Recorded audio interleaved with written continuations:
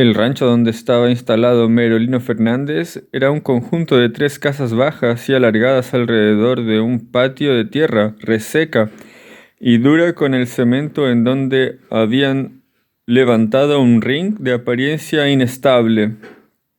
Cuando llegaron el ring estaba vacío y en el patio solo había un hombre durmiendo sobre una tumbona de paja que se despertó con el ruido de los motores. El tipo era grande y entrado en carnes, y su rostro estaba lleno de cicatrices. Los periodistas mexicanos lo conocían y se pusieron a hablar con él. Se llamaba Víctor García y en el hombro derecho llevaba un tatuaje que a Fate le pareció interesante. Un hombre desnudo, visto de espaldas, se arrodillaba en el atrio de una iglesia. A su alrededor por lo menos 10 ángeles con formas femeninas surgían volando de la oscuridad, como mariposas convocadas por los ruegos del penitente. Todo lo demás era oscuridad y formas vagas. El tatuaje, aunque era formalmente bueno, daba la impresión de que se lo habían hecho en la cárcel y que el tatuador carecía, si no de experiencia, sí de herramientas y tintas. Pero su argumento resultaba inquietante. Cuando preguntó a los periodistas quién era aquel hombre, le respondieron que uno de los sparrings del Merolino. Después, como si los hubiera estado observando por una ventana, salió al patio una mujer con una bandeja con refrescos y cervezas frías. Al cabo de un rato apareció el preparador del boxeador mexicano vestido con una camisa blanca y un suéter blanco, y les preguntó si preferían hacerle las preguntas a Merolino antes o después del entrenamiento. Lo que usted prefiera, López, dijo uno de los periodistas. ¿Le han traído algo de comer?, preguntó el preparador mientras se sentaba alrededor de los refrescos y la cerveza. Los periodistas dijeron que no con la cabeza, y el preparador, sin levantarse de su asiento, mandó a García a que fuera a la cocina y se trajera alguna botana. Antes de que García volviera, vieron aparecer a Merolino por una de las sendas que se perdía en el desierto, seguido de un tipo negro vestido con chándal, que intentaba hablar español y que solo decía palabrotas. Al entrar al patio del rancho, no saludaron a nadie y se dirigieron a un abrevadero de cemento en donde se lavaron la cara y los torsos ayudados por un balde. Solo después, sin secarse y sin volverse a poner la parte superior del chándal, fueron a saludar. El negro era de Oceanside, California, o al menos allí había nacido, aunque luego se crió en Los Ángeles, y se llamaba Omar Abdul. Trabajaba como sparring de Merolino y le dijo a Fate que tal vez se quedara a vivir un tiempo en México. ¿Qué harás después de la pelea?, dijo Fate. Sobrevivir, dijo Omar. ¿No es eso lo que hacemos todos? ¿De dónde sacarás el dinero? De cualquier parte, dijo Omar. Este es un país barato. Cada pocos minutos, sin que viniera a cuento, Omar sonreía. Tenía una hermosa sonrisa que realzaba con una perilla y un bigotillo de artesanía. Pero también cada pocos minutos ponía cara de enfadado, y entonces la perilla y el bigotillo adquirían un aspecto amenazador, de indiferencia suprema y amenazante. Cuando Fate le preguntó si era boxeador o si había hecho algunos combates de boxeo en alguna parte, le respondió que había peleado, sin dignarse a más explicaciones. Cuando le preguntó por las posibilidades de victoria de Merolino Fernández, dijo que eso nunca se sabía hasta que sonaba la campana. Mientras los boxeadores se vestían, Fate se puso a caminar por el patio de tierra y a mirar los alrededores.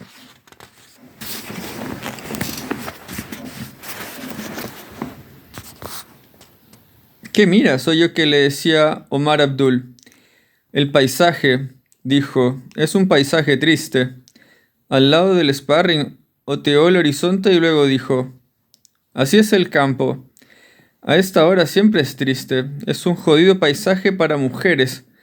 Está oscureciendo, dijo Fate. Aún hay luz para hacer guantes, dijo Omar Abdul. ¿Qué hacéis por las noches cuando se acaban los entrenamientos? Todos nosotros, dijo Omar Abdul. Sí, todo el equipo o como se le llame. Comemos, vemos la televisión. Luego el señor López se va a dormir y Merolino también se va a dormir y los demás podemos irnos a dormir también, o seguir viendo la tele o ir a dar un paseo por la ciudad. Ya me entiendes, dijo con una sonrisa que podía significar cualquier cosa. ¿Qué edad tienes?, le preguntó de improviso. 22 años, dijo Omar Abdul. Cuando Merolino se subió al ring, el sol estaba desapareciendo por el oeste, y el preparador encendió las luces que estaban alimentadas por un generador independiente del que proporcionaba electricidad a la casa. En una esquina con la cabeza gacha permanecía inmóvil García, que se había quitado la ropa y puesto un pantalón de boxeador de color negro que le llegaba hasta las rodillas. Parecía dormido. Solo cuando las luces se encendieron levantó la cabeza y miró por unos segundos a López, como si esperara una señal.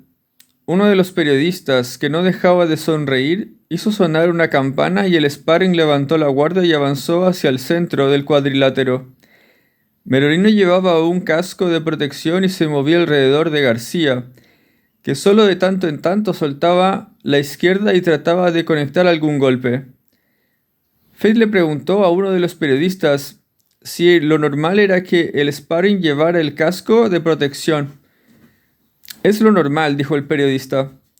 ¿Y por qué no lo lleva?, dijo Fate.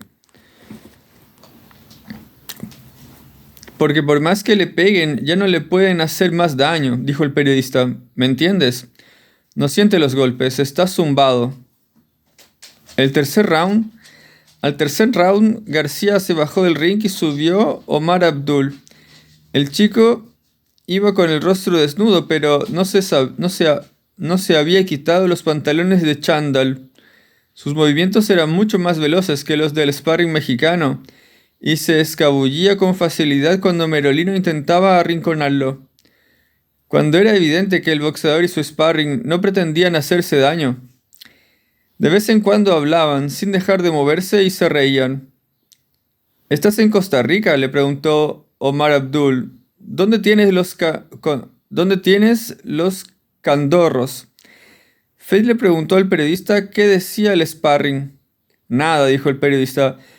Ese hijo de la chingada solo ha aprendido a decir insultos en español. Al cabo de 3 asaltos, el preparador detuvo el combate y desapareció en el interior de la casa, seguido por Merolino. El masajista los está esperando, dijo el periodista. ¿Quién es el masajista?, preguntó Fate.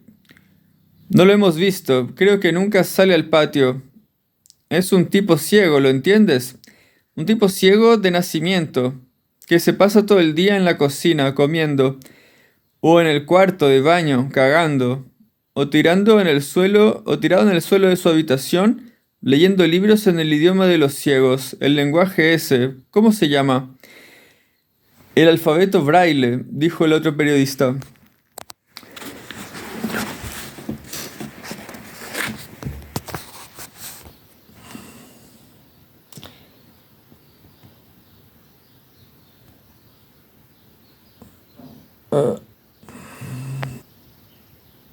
Fate se imaginó al masajista leyendo en una habitación completamente a oscuras y tuvo un ligero estremecimiento.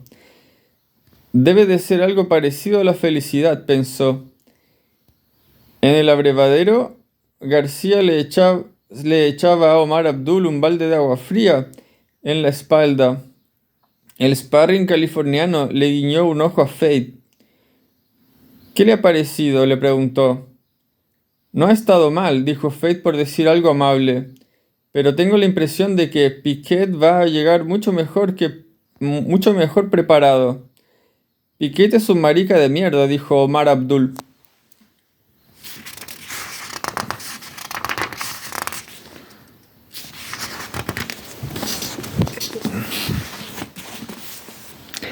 ¿Lo conoces? Lo he visto pelear en la tarde un par de veces. No sabe moverse. Bueno, yo en realidad no lo he visto nunca, dijo Fate. Omar Abdul lo miró a los ojos con expresión de asombro.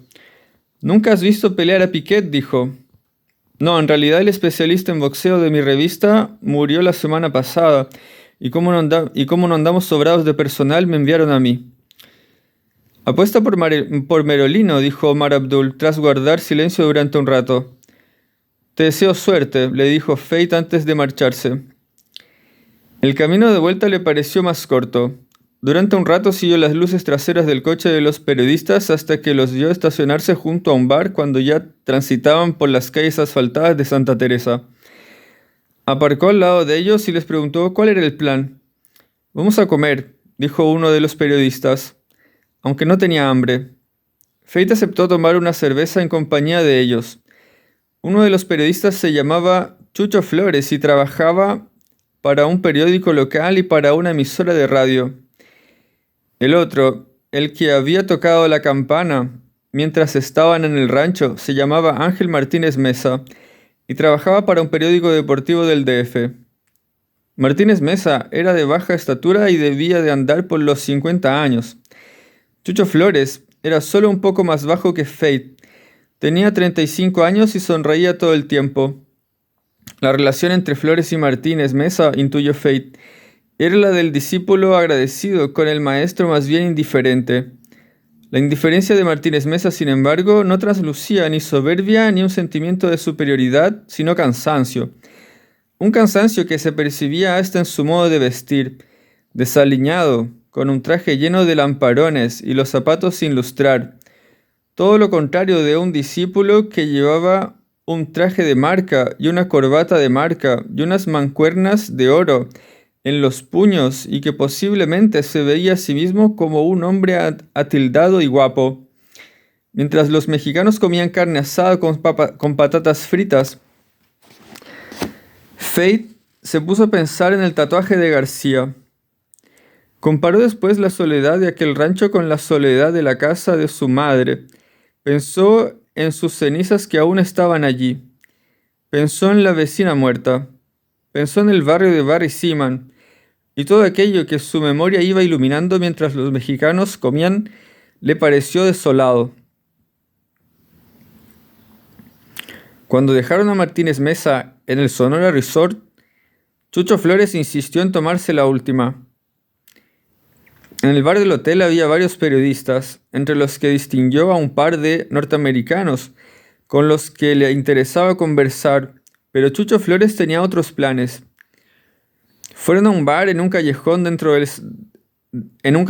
centro de Santa Teresa, un local con las paredes pintadas con pintura fluorescente y una barra que hacía zigzag. Pidieron zumo de naranja con whisky. El barman conocía a Chucho Flores. Más que un barman, pensó Fate, aquel tipo parecía el propietario del local. Sus gestos eran secos y autoritarios, incluso cuando se ponía a secar vasos con el delantal que le colgaba de la cintura. Sin embargo, era un tipo joven, de no más de 25 años, a quien Chucho Flores, por otra parte, no le hacía demasiado caso, ocupado en hablar con Fate sobre Nueva York y sobre el periodismo que se hacía en Nueva York. Me gustaría irme a vivir allí, le confesó, y trabajar en alguna emisora de radio hispana. Hay muchas, dijo Fate. Ya lo sé, dijo Chucho Flores como si llevara mucho tiempo estudiando el caso. Y luego mencionó 2 nombres de radios que transmitían en español y que Fate no había oído mencionar jamás. ¿Y tu revista, cómo se llama?, le preguntó Chucho Flores. Se lo dijo y Chucho Flores, tras pensar un rato, hizo un movimiento negativo con la cabeza. No la conozco, dijo. ¿Es grande? No, no es grande, dijo Fate. Es una revista de Harlem, ¿entiendes? No, dijo Chucho Flores, no lo entiendo. Es una revista donde los propietarios son afroamericanos, el director es afroamericano y casi todos los periodistas somos afroamericanos, dijo Fate. ¿Es eso posible?, dijo Chucho Flores. ¿Es eso bueno para el periodismo objetivo? En ese momento se dio cuenta de que Chucho Flores estaba un poco borracho. Pensó en lo que acababa de decirle. En realidad, afirmar que casi todos los periodistas eran negros resultaba aventurado. Él solo había visto negros en la redacción, aunque por supuesto no conocía a los corresponsales. Tal vez en California hubiera algún chicano, pensó. Tal vez en Texas. Pero también era posible que en Texas no hubiera nadie, pues entonces, ¿por qué enviarlo a él, desde Detroit, y no engancharle el trabajo al de Texas o al de California? Unas chicas se acercaron a saludar a Chucho Flores. Estaban vestidas como para ir de fiesta, con tacones altos y ropa de discoteca. Una de ellas tenía el pelo teñido de rubio y la otra era muy morena, y más bien silenciosa y tímida. La rubia saludó al barman y éste le respondió con un gesto, como si la conociera muy bien y no confiara en ella. Chucho Flores lo presentó como un famoso periodista deportivo de Nueva York. En ese momento Fate consideró oportuno decirle al mexicano que él no era propiamente un periodista deportivo, sino un periodista que escribía sobre temas políticos y sociales, declaración que a Chucho Flores le pareció muy interesante. Al cabo de un rato llegó otro tipo a quien Chucho Flores presentó como el hombre que más sabía de cine al sur de la frontera de Arizona. El tipo se llamaba Charlie Cruz y le dijo con una gran sonrisa que no creyera ni una palabra de lo que decía Chucho Flores. Era el propietario de un videoclub y su oficio lo obligaba a ver muchas películas, pero eso era todo. No soy ningún especialista en el tema, dijo. ¿Cuántos videoclubs tienes?, le preguntó Chucho Flores. Díselo a mi amigo Fate. 3, dijo Charlie Cruz. Este buey está montado en el dólar, dijo Chucho Flores. La chica teñida de rubio se llamaba Rosa Méndez y según Chucho Flores había sido su novia. También fue novia de Charlie Cruz y ahora salía con el propietario de una sala de bailes. Rosita es así, dijo Charlie Cruz. Está en su naturaleza. ¿Qué es lo que está en su naturaleza?, le preguntó Fate. En un inglés no muy bueno, la chica le respondió que ser alegre. La vida es corta, dijo. Y luego se quedó callada mirando alternativamente a Fate y a Chucho Flores como si reflexionara en lo que acababa de afirmar. Rosita también es un poco filósofa, dijo Charlie Cruz. Fate asintió con la cabeza. Otras 2 chicas se acercaron a ellos. Eran aún más jóvenes y solo conocían a Chucho Flores y al barman. Fate calculó que ninguna de las 2 debía de tener más de 18 años. Charlie Cruz le preguntó si le gustaba Spike Lee. Sí, dijo Fate, aunque en realidad no le gustaba. Parece mexicano, dijo Charlie Cruz. Puede ser, dijo Fate. Es un punto de vista interesante. ¿Y Woody Allen? Me gusta, dijo Fate. Ese también parece mexicano, pero mexicano del DF o de Cuernavaca, dijo Charlie Cruz. Mexicano de Cancún, dijo Chucho Flores. Fate se rió sin entender nada. Pensó que le estaban tomando el pelo. ¿Y Robert Rodríguez?, dijo Charlie Cruz. Me gusta, dijo Fate. Ese pendejo es de los nuestros, dijo Chucho Flores. Yo tengo una película en vídeo de Robert Rodríguez, dijo Charlie Cruz, que muy pocas personas han visto. ¿Y el mariachi?, dijo Fate. No, esa la ha visto todo el mundo. Una anterior, cuando Robert Rodríguez no era nadie. Un puto chicano muerto de hambre. Un trobo que le entraba a cualquier chamba, dijo Charlie Cruz. Vamos a sentarnos y nos cuentas esa historia, dijo Chucho Flores. Buena idea, dijo Charlie Cruz. Ya me estaba cansando de estar tanto rato de pie. La historia era sencilla e inverosímil. 2 años antes de rodar El Mariachi, Robert Rodríguez viajó a México. Durante unos días vagabundeó por la frontera de Chihuahua y Texas, y luego bajó hacia el sur, hasta el DF, en donde se dedicó a tomar drogas y a beber. Cayó tan bajo, dijo Charlie Cruz, que entraba en una pulquería antes del mediodía y salía solo cuando cerraban y lo echaban a patadas. Al final terminó viviendo en un congal, es decir, en un bule, es decir, en un berreadero, es decir, en la catera de las de las bondadosas, es decir, en un burdel, en donde se hizo amigo de una puta y de un chulo al que llaman el perno, que es como si al chulo de una puta lo apodaran el pene o la verga. Ese tal perno simpatizó con Robert Rodríguez y se portó bien con él. A veces tenía que subirlo arrastrando hasta la habitación donde dormía. Otras veces entre él y su puta tenían que desnudarlo y meterlo bajo la ducha porque Robert Rodríguez perdía el conocimiento con suma facilidad. Una mañana, una de esas raras mañanas en que el futuro director de cine estaba medio sobrio, le contó que unos amigos querían hacer una película y le preguntó si él se veía capaz de hacerla. Robert Rodríguez, como ustedes se imaginarán, dijo ok, Maggie, y el perno se ocupó de los asuntos prácticos. El rodaje duró 3 días, según creo. Y Robert Rodríguez siempre estaba borracho y drogado cuando se ponía detrás de la cámara. Por supuesto, en los títulos de crédito no aparece su nombre. El director se llama Johnny Mamerson, lo que evidentemente es una broma. Pero si uno conoce el cine de Robert Rodríguez, su manera de hacer un encuadre, sus planos y contraplanos, sus sentidos de la velocidad, no cabe duda que se trata de él. Lo único que falta es su manera personal de montar una película, por lo que queda claro que en esa película el montaje lo realizó otra persona, pero el director es él, de eso estoy seguro. A Fate no le interesaba Robert Rodríguez ni la historia de su primera película o de su última película, lo mismo le daba. Y además empezó a tener ganas de cenar o comer un sándwich y luego meterse en la cama de su motel y dormir. Pero igual tuvo que ir retazos del argumento, una historia de putas sabias, o tal vez solo de putas buenas, entre las que sobresalía una tal Justina, la cual por motivos que le escapaban pero que no resultaba complicado adivinar, conocía a unos vampiros del DF que vagaban por la noche disfrazados de policías. Al resto de la historia no le prestó atención. Mientras besaba en la boca a la chica de pelo negro, que había llegado con Rosita Méndez, oyó algo sobre pirámides, vampiros aztecas, un libro escrito con sangre, la idea precursora de Abierto hasta el amanecer, la pesadilla recurrente de Robert Rodríguez. La chica de pelo negro no sabía besar. Antes de marcharse le dio a Chucho Flores el teléfono del motel Las Brisas y luego salió trastabillando hasta donde tenía el coche aparcado.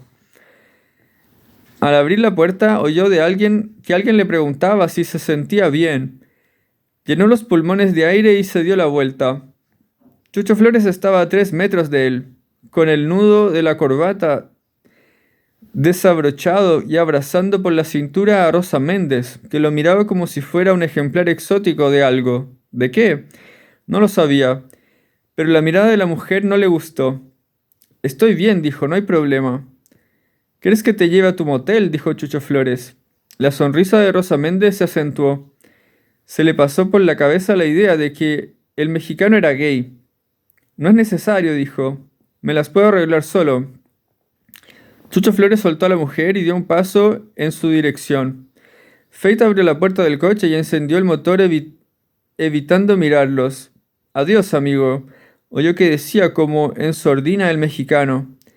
Rosa Méndez tenía las manos en las caderas en una pose nada natural, le pareció, y no lo miraba a él ni a su coche, que se alejaba sino a su acompañante, que permanecía inmóvil, como si el aire de la noche lo hubiera congelado. En el motel la recepción estaba abierta y Fate le preguntó a un chico al que no había visto si le podían conseguir algo de comer. El chico le dijo que no tenían cocina, pero que podía comprar unas galletas o una barra de chocolate en la máquina que había afuera. Por la carretera pasaban de vez en cuando camiones hacia el norte y hacia el sur, y al otro lado se veían las luces de la estación de servicio. Hacia allá dirigió Fate sus pasos. Cuando atravesó la carretera, sin embargo, un coche estuvo a punto de atropellarlo. Por un momento pensó que estaba borracho, pero luego se dijo que antes de cruzar estuviera o no borracho, había mirado con atención y no vio luces en la carretera. ¿De dónde, de dónde pues había salido ese coche? Tendré más cuidado cuando vuelva, se dijo. La estación de servicio estaba profusamente iluminada y casi vacía. Detrás del mostrador, una quinceañera leía una revista. A Fate le pareció que tenía la cabeza muy pequeña. Junto a la caja había otra mujer de unos 20 años, que se lo quedó mirando mientras él se dirigía a una máquina donde vendían hot dogs. Tiene que pagar primero, dijo la mujer en español. No entiendo, dijo Fate, soy americano. La mujer le repitió la advertencia en inglés. 2 hot dogs y una lata de cerveza, dijo Fate. La mujer sacó un bolígrafo del bolsillo de su informe y escribió la cantidad de dinero que Fate tenía que darle. ¿Dólares o pesos?, dijo Fate. Pesos, dijo la mujer. Fate dejó junto a la caja registradora un billete y fue a buscar al refrigerador la lata de cerveza y luego se le indicó con los dedos a la adolescente de cabeza pequeña cuántos hot dogs quería. La muchacha le sirvió los hot dogs y Fate le preguntó cómo funcionaba la máquina de las salsas. Apriete el botón de la que prefiera, dijo la adolescente. Apriete el botón de la que prefiera, dijo la adolescente en inglés. Fate le puso salsa de tomate, mostaza y algo que parecía guacamole a uno de los hot dogs y se lo comió allí mismo. Está bueno, dijo. Me alegro, dijo la chica. Luego repitió la operación con el otro y se acercó a la caja a buscar el cambio. Cogió unas monedas y volvió hacia donde estaba la adolescente y se las dio de propina. Gracias, señorita, dijo en español. Después salió con su lata de cerveza y su hot dog a la carretera. Mientras esperaba que pasaran 3 camiones que iban de Santa Teresa a Arizona, recordó lo que le había dicho a la cajera. Soy americano.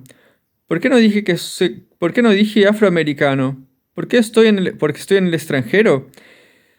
Puedo considerarme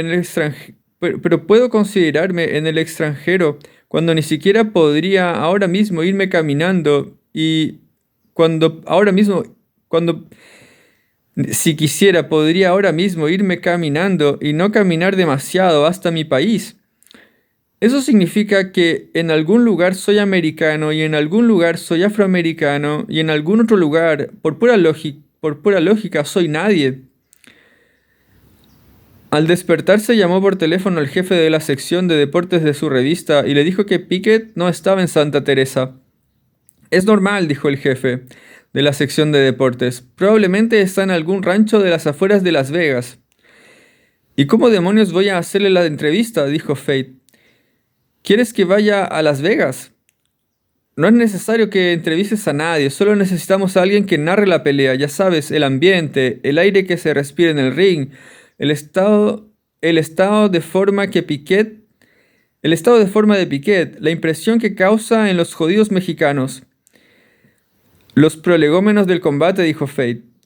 ¿Prole qué?, dijo el jefe de la sección de deportes. El jodido ambiente, dijo Fate.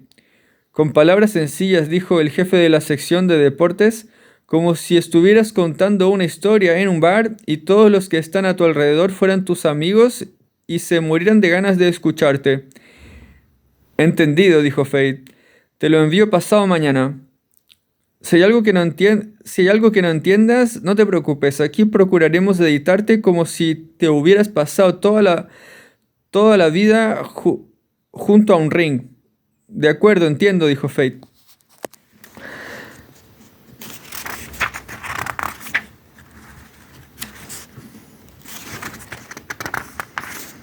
Al salir al porche de su habitación vio a 3 niños rubios, casi albinos, que jugaban con una pelota blanca, un balde rojo y unas palas de plástico rojas. El mayor debía de tener 5 años y el menor 3. No era un sitio seguro para que jugaran unos niños. En un descuido podían intentar cruzar la carretera y un camión podía arrollarlos. Miró a los lados. Sentada en un banco de madera a la sombra, una mujer muy rubia y con gafas negras los vigilaba. La saludó. La mujer lo miró durante un segundo e hizo un gesto con la mandíbula, como si no pudiera apartar la vista de los niños.